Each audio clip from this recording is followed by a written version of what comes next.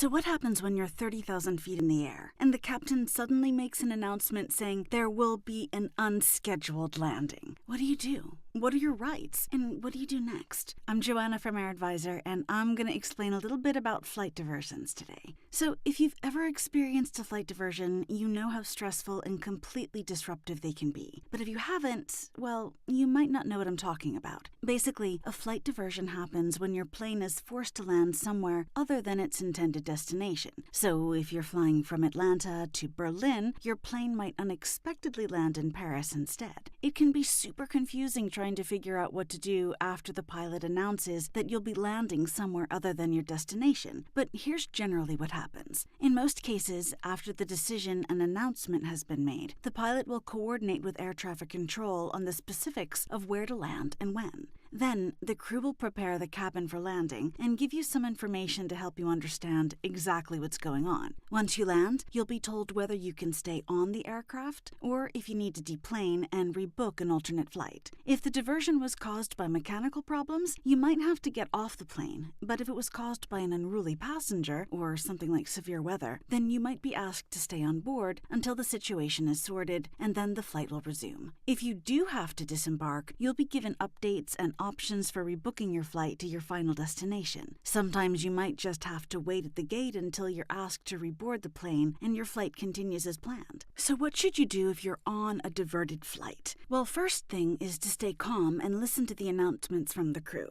The next thing you should do is gather information about the cause of the diversion, the new plan, and your rights as a passenger. If you have to deplane and get a rebooking, work with airline staff and request care and assistance if you'll be facing long wait times for your new flight. If you're in the United States, airlines might help you, but this isn't required by law as it is in Europe and Canada. Still, it never hurts to ask. If you do have to pay for food or lodging because of the flight diversion, just make sure you keep all your receipts for any expenses, because you can submit these for reimbursement later. Finally, document everything. Save your boarding passes, booking receipts, and any communication you've had with the airline. All this is super important if you're flying in an area where you can get compensation, like Canada, the UK, and Europe. Now, let's talk about your rights and when you're owed compensation. If you're flying in the United States, sorry, but you won't get any compensation for flight diversions, at least not right now. You'll just have to grin and bear the inconvenience. However, if you're flying in Europe, you could get compensation if the diversion could have been prevented or avoided. So, if you had a belligerent, intoxicated passenger on your flight who caused the diversion, the airline might be to blame because it could possibly have been avoided if the passenger had been prevented from boarding. This is just an example. But if this were the case, you could be eligible for roughly $650 in compensation per passenger. But if someone had an emergency medical situation, or if it was caused by dangerous weather, then you probably wouldn't be eligible because the situation was essentially unavoidable.